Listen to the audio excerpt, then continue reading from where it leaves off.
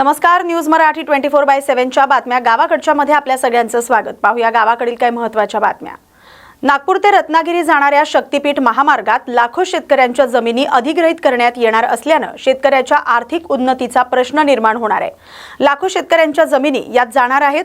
बाधित शेतकऱ्यांच्या उपजीविकेचा प्रश्न निर्माण होणार असल्याचं प्रतिपादन स्वाभिमानी शेतकरी संघटनेचे नेते राजू शेट्टी यांनी केले. बीड जिल्ह्यातील परळी वैजनाथ इथं श्रावण सोमवार निमित्त दर्शनासाठी आलेल्या राजू शेट्टी यांनी प्रभू वैद्यनाथाचं दर्शन घेतलं आणि वैद्यनाथाला साकडं घातलं. शासनाला सद्बुद्धी दे असं साकडं त्यांनी घातलंय. आज श्रावण महिन्याचा पहिला सोमवार आणि परळी वैजनाथाचं दर्शन घ्यावं म्हणून खास करून मी आलेलो होतो. शक्तीपीठ महामार्गाच्या विरोधामध्ये जनजागृती करण्यासाठी गेल्या 2 दिवसापासून मी मराठवाड्याच्या दौऱ्यावर होतो. आज परळी वैजनाथी दर्शन घेऊन आशीर्वाद घेतला. ह्या लढ्याला बळ मागितलं, कारण 12 जिल्ह्यातल्या शेतकऱ्यांची 26,000 एकर जमीन बर्बाद होणार आहे. सांगली, कोल्हापूर, सातारा या 3 जिल्ह्याला महापुराचा धोका निर्माण होणार आहे आणि जवळपास 19,000 एकर बागायती जमीन बर्बाद होणार आहे. तेव्हा परमेश्वरा या संकटातून आमच्या शेतकऱ्यांना वाचव म्हणून साकडं घातलं आणि मला खात्री आहे की आमच्या लढ्याला निश्चितच यश मिळेल. ग्रामीण मातीतून कलेची साधना करणारे परभणीचे चित्रकार सुशील कुमार एन घुमरे यांना मुंबईतील नेहरू सेंटर आर्ट गॅलरी इथं बेस्ट आर्टिस्ट राजा रवी वर्मा अवॉर्डनं सन्मानित करण्यात आले. 16 ऑगस्ट रोजी मान्यवरांच्या हस्ते त्यांना हा पुरस्कार प्रदान करण्यात आला. 11 ते 16 या ऑगस्ट दरम्यान झालेल्या या जागतिक ग्रुप चित्र प्रदर्शनात देश-विदेशातील 94 कलाकारांनी सहभाग घेतला होता. त्यातून निवडलेल्या 10 कलाकारांमध्ये घुमरे यांचा समावेश आहे. त्यांच्या चित्रातील विषयाची खोली, रंगसंगती आणि तंत्रातील प्रगल्भतेचं परीक्षकांनी विशेष कौतुक केलं. नेहरू सेंटर आर्ट गॅलरीचे सहाय्यक संचालक संतोष पेडणेकर, संचालक मिलिंद तावडे, ज्येष्ठ कलाकार विजयराज बोधनक आणि मंगेश चोरगे यांच्या हस्ते पुरस्कार वितरण झाले. या यशानंतर 21 ऑगस्ट रोजी मुंबईतील ताज पॅलेस इथंही घुमरे यांचा विशेष सन्मान होणार आहे. घुमरे यांच्या या यशामुळे परभणीच्या कलाक्षेत्राला नवी ओळख मिळाली. नवोदित कलाकारांसाठी ते प्रेरणादायी ठरलेत. अहिल्यानगर येथील हिंदुत्ववादी कार्यकर्ते धीरज परदेशी यांच्या हत्येच्या निषेधार्थ कन्नड तालुक्यातील नागद इथं सर्वपक्षीय कडकडीत बंद पाळण्यात आला. दुकानदार, व्यावसायिक आणि ग्रामस्थांनी दुकानं आणि व्यवहार बंद ठेवून उत्स्फूर्त सहभाग नोंदवला. यावेळी धीरज परदेशी यांच्या हत्येची निष्पक्ष आणि सखोल चौकशी करावी, उपलब्ध सीसीटीव्ही फुटेज आणि इतर पुराव्यांची तपासणी करावी अशी मागणी करण्यात आली. त्यांच्या कुटुंबियांना संरक्षण आणि मदत घेऊन तपास जलद गतीने पूर्ण करावा आणि आरोपींना कठोर शिक्षा होऊन कुटुंबियांना लवकर न्याय मिळावा अशी मागणी ग्रामस्थांनी केली. आज रोजी नागद परिसर, नागद बाजारपेठ, व्यापारी, संपूर्ण ग्रामस्थ, विविध संघटना, संपूर्ण पक्षातर्फे नागद आज बंद ठेवण्यात आलेले आहे. काय कारण होतं? अहिल्यानगरमध्ये धीरज भाऊ परदेशी या एका युवकाचा काही जिहादी लोकांना एक छोटीशी मानसिकतेवरनं खून करण्यात आला. त्या निषेधार्थ आम्ही गाव बंद ठेवू. औंढा नागनाथ तालुक्यातील असोलातर्फे गावातील गायरान जमीन आणि मुख्य रस्त्याच्या दुतर्फा वाढलेलं अतिक्रमण तातडीनं हटवावं अशी मागणी ग्रामस्थांनी जिल्हाधिकाऱ्यांना निवेदन देऊन केले. गायरान जमिनीवर अनधिकृत बांधकामं, कुंपणं आणि इतर स्वरूपाची अतिक्रमणं झाल्यानं सार्वजनिक जागा कमी होत असल्याचा आरोप ग्रामस्थांनी केलाय. मुख्य रस्त्यावरील अतिक्रमणामुळे रस्त्याची रुंदी कमी होऊन वाहतूक आणि पादचाऱ्यांना अडथळा निर्माण होतोय. विद्यार्थी, महिला, ज्येष्ठ नागरिक आणि दिव्यांगांना मोठ्या गैरसोयीचा सामना करावा लागत असल्याचं निवेदनात नमूद करण्यात आलंय. महसूल आणि ग्रामपंचायत प्रशासनानं प्रत्यक्ष पाहणी करून गायरान जमीन आणि रस्त्याची मोजणी करावी, अनधिकृत अतिक्रमणाची नोंद घेऊन नियमानुसार कारवाई करावी अशी मागणी करण्यात आली. तसंच अतिक्रमण हटवण्यासाठी विशेष मोहीम राबवून भविष्यात पुन्हा अतिक्रमण होणार नाही यासाठी उपाययोजना करण्याची मागणी ग्रामस्थांनी केली आहे.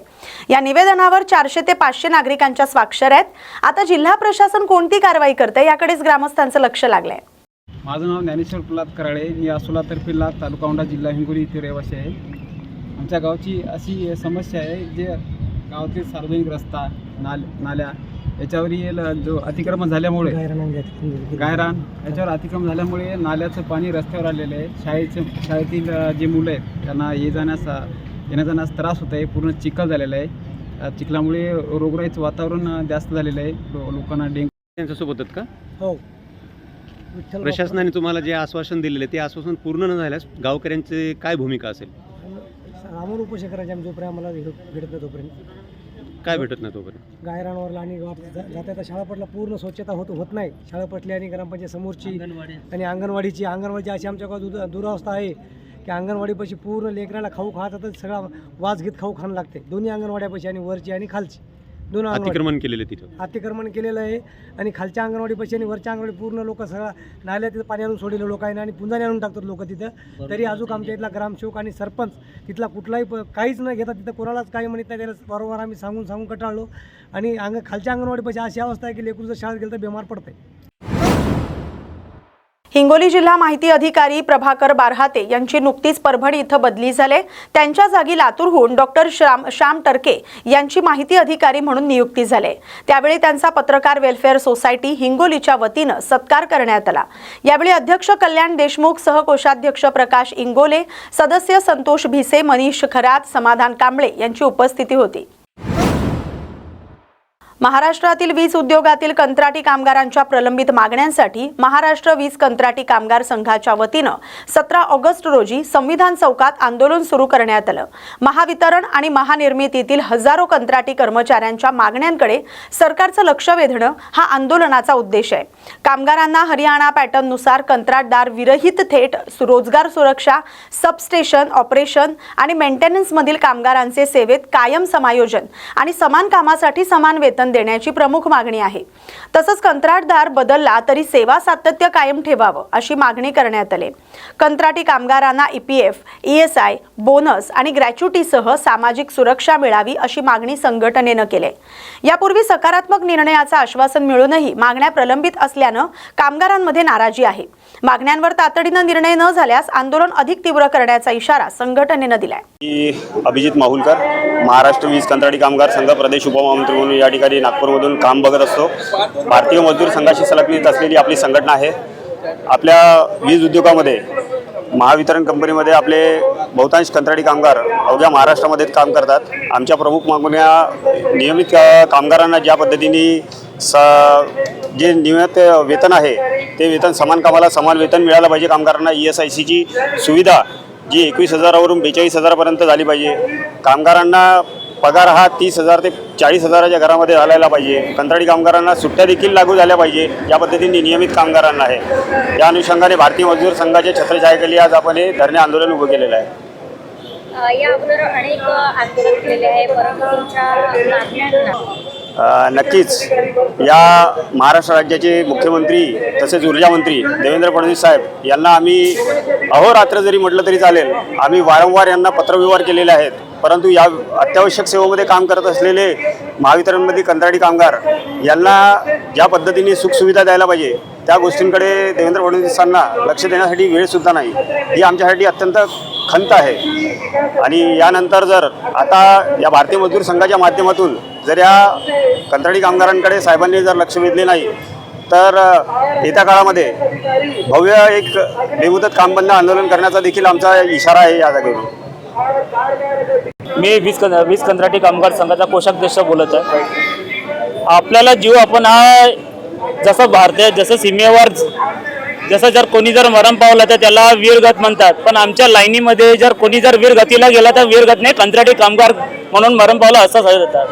पण त्याचा पेमेंट हा फक्त आता 21,000वरच आहे.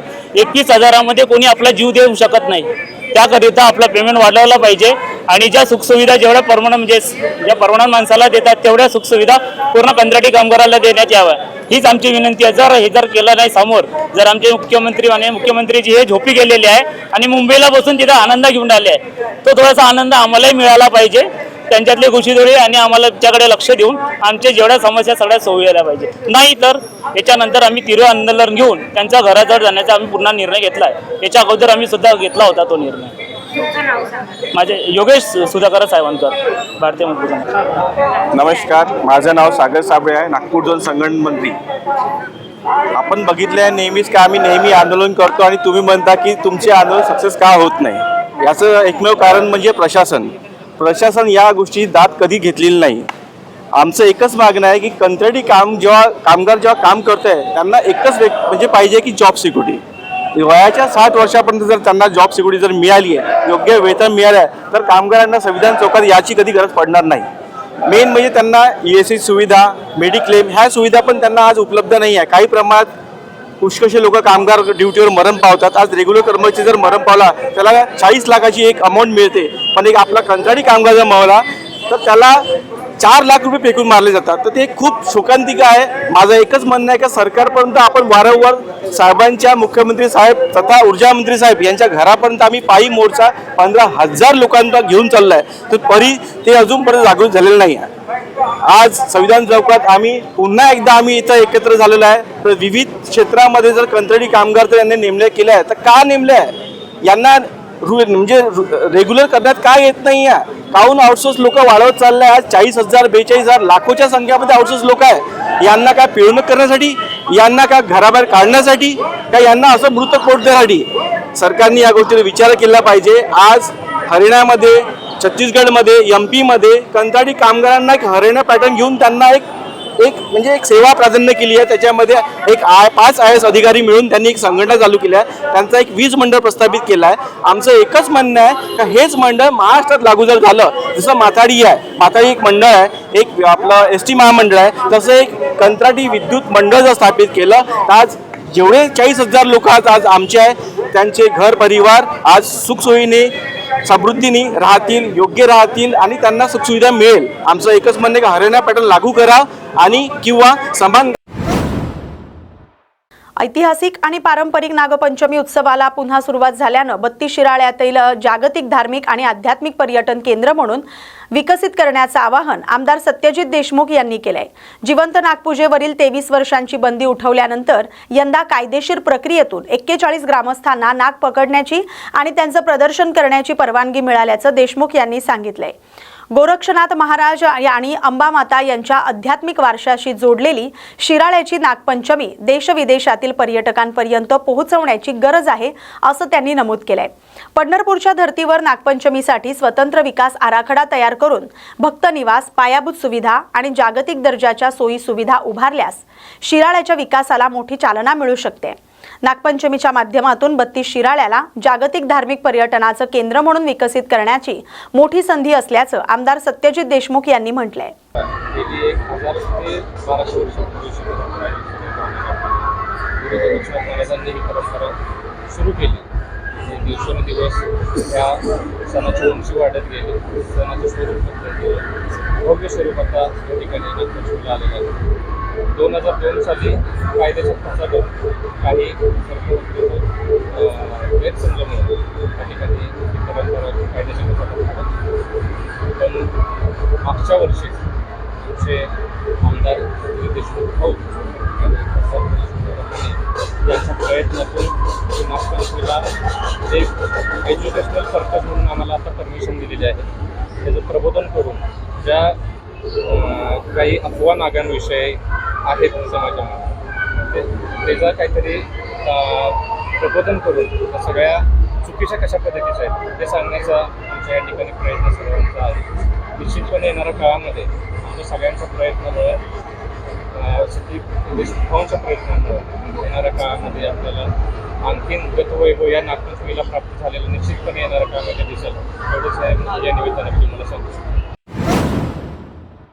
बुलढाणा जिल्ह्यातील मोताळा नगरपंचायतीतर्फे पुन्हाही गावात प्रस्तावित करण्यात आलेल्या कचरा डेपोला ग्रामस्थांनी तीव्र विरोध दर्शवलाय.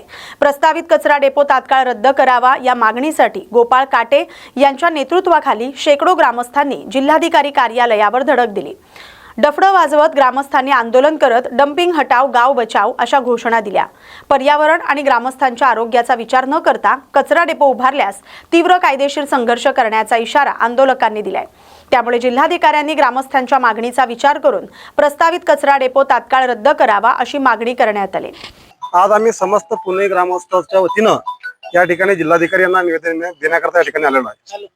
वास्तविक पाहता 12/2021 या दिवशी ग्रामपंचायतच्या ठरावानुसार ग्रामपंचायतनं या प्रकल्पाला हरकत घेतली होती आणि सन्माननीय जिल्हाधिकारी यांनी त्यांचा जो आदेश आहे त्या आदेशामध्ये सुद्धा आमच्या हरकतीचा उल्लेख केलेला आहे की ग्रामपंचायतची या प्रकल्पाला हरकत आहे. तर ग्रामपंचायतची या प्रकल्पाला हरकत आहे असं असून सुद्धा जर जिल्हाधिकारी आदेश करत असेल तर हा ग्रामपंचायतच्या प्रशासन यंत्रणाशी खेळण्याचा कार्यक्रम चालू आहे. जर जिल्हाधिकारी यांना ग्रामपंचायतच मान्य नसेल तर त्यांनी आमची ग्रामपंचायत बरखास्त करावी आणि आमच्या ग्रामपंचायत विलीनीकरण नगरपंचायतमध्ये करून घ्यावे.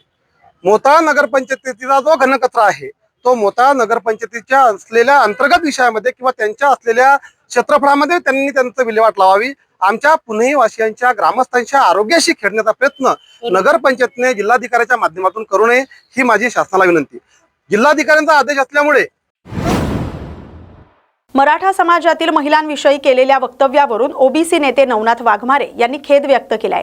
भाजप प्रदेशाध्यक्ष चंद्रशेखर बावनकुळे यांच्यावर मनोज जरांगे यांनी केलेल्या टीकेवर बोलताना ओघात आपल्याकडून हे वक्तव्य झाल्याचं स्पष्टीकरण वाघमारे यांनी दिलंय. यापूर्वी आपण कधीही अशा प्रकारचं वक्तव्य केलं नसल्याचं त्यांनी सांगितलंय. तसंच राज्यातील भगिनींनी आपल्याला समजून घ्यावं असं आवाहन करत त्यांनी खेद व्यक्त केलाय. जरांगेंनी माफी मागितली तर मी कानाला धरून माफी मागेन असंही वाघमारे म्हणाले. दरम्यान छगन भुजबळ, मुंडे बंधू भगिनी तसंच मुख्यमंत्री आणि उपमुख्यमंत्र्यांबाबत मनोज जरांगे यांनी केलेल्या कथित आक्षेपार्ह वक्तव्याबद्दल ते कधी माफी मागणार असा सवालही वाघमारे यांनी केलाय. मुली तुम्ही सुना केल्याच्या नंतर ओबीसीचे प्रश्न मांडणार नाहीत का ही त्यांच्यावर आगपाखड करण्याच्या नादामध्ये कुठेतरी राज्यातील मराठा मुलींच्या बाबतीत जे माझ्याकडून वक्तव्य गेलं ते वक्तव्य गेल्याच्या नंतर राज्यभर खरं तर मला आत्ताच माहिती झालं की कारण काल रविवार असल्यामुळे मला हे माहित नव्हतं आणि माझं वक्तव्य मी आता ऐकल्याच्या नंतर आणि महाराष्ट्रामधून ट्रोल होत असताना कुठेतरी ह्या वक्तव्याचा निषेध जास्तीत जास्त प्रमाणात होत असताना ह्या गोष्टी मला आता माहीत झाल्या म्हणून मी आता समोर येऊन कुठेतरी ह्या खुलासा करण्यासाठी आलेलो आहे. आता माझं म्हणणं आहे की गेल्या 2-3 वर्षांपासून मनोज जरांगे हे छत्रपती शिवरायांच्या पुतळ्याखाली बसून ज्याप्रमाणे आमच्या वंजारी समाजाला वंजारी समूहाला कुठेतरी वड्याखोड्याची उसातली पैदास बोलण्याची भाषा मनोज जरांगेंनी वारंवार केली. आमच्या धनगर समाजाच्या याच्यात लाकडं घालण्याची भाषा केली. आमच्या ओबीसीचे ज्येष्ठ मंत्री नामदार छगनरावजी भुजबळ साहेब यांची आईमाई काढण्याचं काम केलं. अनेक मंत्र्यांना कचाकच घोडे लावू अशी भाषा वापरण्याचं काम केलं. मुख्यमंत्री महोदयांची आई पत्नीवर अस्लास्य भाषेत टिप्पणी करण्याचं काम केलं आणि मुंडे बंधू भगिनीविषयी नेहमी सातत्यानं अस्लास्य भाषेत शिवीगाळ करणारे मनोज जरांगे ते छत्रपती शिवरायांच्या पुतळ्याखाली बसून आणि विशेषतः मनोज जरांगे यांचं आंदोलन सुरू असताना मराठा समाजातल्या एका तरुणीनं आम्ही आरक्षण मागतोय देवेंद्र फडणवीसांची पत्नी मागत नाही ही भाषा केलेली चालते का? विशेषतः आता चंद्रशेखरजी बावनकुळे आमच्या ओबीसी उपसमितीचे अध्यक्ष यांच्या आईनं त्यांना गरम दूध पाजल्यामुळं कुठेतरी त्यांचे होठ मोठे झालेत. मग मनोज जरांगे आणि या खरं तर मराठा सेवक असतील आणि ट्रोलर्सला माझं विनंती आहे की कुणाच्या आईच्या उदरातून गरम दूध येतंय का हे मनोज जरांगेंनी सांगितलं पाहिजे आणि ट्रोलर्सनी बी सांगितलं पाहिजे. आणि आज मनोज जरांगे कुठेतरी गॅलेक्सी हॉस्पिटलमधून बोलताना माझ्या बाबतीत सुद्धा ओढ्या खोड्याची पैदास म्हणून गेले. मग मनोज जरांगे कशाची पैदास आहे? ओढ्या खोड्याची आहे का गटाराची पैदास आहे हे मनोज जरांगेंनी बी स्पष्ट केलं पाहिजे. कारण मी जरी माझ्याकडून एक वेळा वक्तव्य गेलं त्याबद्दल मी खेद व्यक्त करतोय. माझ्या माता माऊल्यांचा अवमान होत असेल तर आम्ही कधी कानाला धरून माफी येणाऱ्या काळात मागू. परंतु गेल्या 3 वर्षापासून मनोज जरांगे आमच्या वंजारी समाजाला विषयी गलिच्छ भाषेत बोलले, आमच्या माळी समाजाविषयी बोलले, आमच्या धनगर समाजाविषयी बोलले, आमच्या राज्याचे प्रमुख मुख्यमंत्री महोदयांच्या कुटुंबाविषयी बोलले, ओबीसी उपसमितीचे अध्यक्ष चंद्रशेखर बावनकुळे यांच्याविषयी बोलले, उपमुख्यमंत्री एकनाथ शिंदे आणि मुख्यमंत्र्यांचे वडील काढण्याची भाषा केली. मग त्यावेळी मनोज जरांगेला आपण कधी जाब विचारणार आहात? मनोज जरांगेकडून कधी माफी मागणार आहात? हा सुद्धा माझा राज्यातील ट्रोलर्स, मनोज जरांगे समर्थक आणि विशेषतः राज्यातील माझ्या भगिनी शिवकन्या, जेवढ्या महाराष्ट्रातल्या शिवकन्या आहेत जे मला प्रश्न विचारतात त्यांना माझा प्रश्न आहे. आणि कालपासून म्हणजे आज पाहिलं मी, मला काही लोकांनी सांगितलं की माझ्या मुलीला कुठेतरी त्यामध्ये फोटो व्हायरल करून ट्रोल करण्याचा प्रयत्न केला जातोय. तो चूक माझी आहे. मला ट्रोल केलं, मला त्याचं काही वाटणार नाही. परंतु माझ्या मुलीला तुम्ही ट्रोल करताय. तुम्ही छत्रपती शिवाजी महाराजांचे वारस म्हणून घेता. अरे आणि तुम्ही जर असं मुलींच्या बाबतीत जर असे फोटो व्हायरल करून करत असताल तर मग मनोज जरांगेच्या बाबतीत तुम्ही कसे शांत आहात? मनोज जरांगेकडून कधी तुम्ही फुले शाहू आंबेडकरांच्या विचाराच्या आहात, शिवाजी महाराजांच्या विचाराच्या आहात म्हणून घेता. मग मनोज जरांगेकडून कधी माफी मागून घेता? हे बघा, मी फुले शाहू आंबेडकरांचा, अण्णाभाऊ साठेंचा महात्मा बसवेश्वरांचा विचारांचा वारसदार म्हणून मी मोठ्या मनाने मनोज जरांगे ज्या दिवशी माफी मागतील, आमच्या वंजाऱ्याची माफी मागतील, धनगराची मागतील, माळ्याची मागतील, आमच्या मुख्यमंत्री महोदयांची मागतील, आमच्या बावनकुळे साहेबांची मागतील, एकनाथ शिंदे साहेबांची मागतील, अनेक मंत्र्यांचे आई वडील काढले त्यांची माफी मागतील, त्यावेळी काही क्षणाच्या मी माझी मोठ्या मनाने कानाला धरून माफी मागल.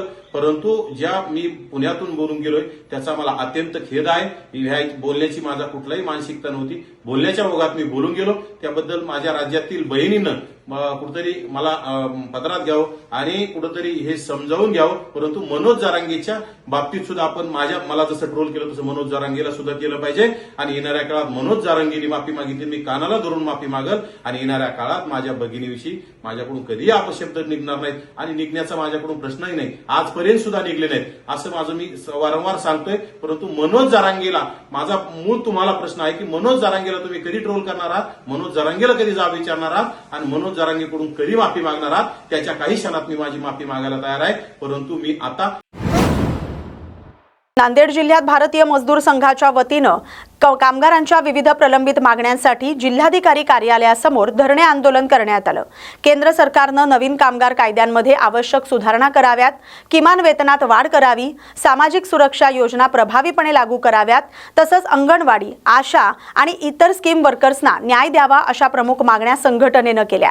या मागण्यांसंदर्भात देशभरातील जिल्हाधिकारी कार्यालयांमध्ये निवेदनं देण्यात आलेत. नांदेडमध्येही जिल्हाधिकाऱ्यांमार्फत पंतप्रधान आणि केंद्रीय कामगार मंत्र्यांना निवेदन सादर करण्यात आले. कामगारांच्या प्रश्नांवर तातडीनं निर्णय न झाल्यास तीव्र आंदोलन छेडण्याचा इशारा भारतीय मजदूर संघानं दिलाय. देशभरात 17 ऑगस्ट रोजी जिल्हाधिकारी कार्यालयासमोर धरणं आंदोलन केलं जात आहे. याचं मुख्य कारण आहे 4 लेबर कोड.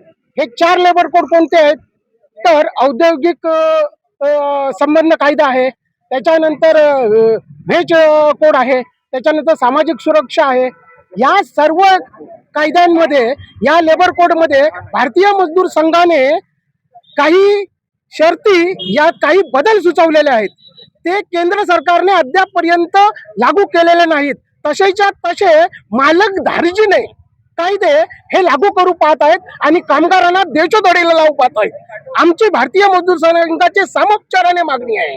सामोपचाराने आज आम्ही शांततेत आंदोलन करतोय की केंद्र सरकारने, भारतीय मजदूर संघाने सुचविलेले जे काही बदल आहेत ते केंद्र सरकारने करावेत आणि नंतर हे कामगार कायदे, लेबर कोड आहेत ते लागू करावेत. आमची एवढी सामान्य मागणी आहे. देशभरात उद्रेक होईल असं केंद्र सरकारने आणि महाराष्ट्र सरकारने वाट पाहू नये, एवढीच आमची प्रामाणिकतेने मागणी आहे. रायगड जिल्ह्याच्या पालकमंत्रीपदी भरत गोगावले यांची नियुक्ती होताच म्हसळा शहरात शिवसैनिकांनी जल्लोष साजरा केलाय. छत्रपती शिवाजी महाराज चौकात फटाके फोडत आणि शिवसेना जिंदाबाद, भरत गोगावले जिंदाबादच्या घोषणा देत कार्यकर्त्यांनी आनंद व्यक्त केलाय.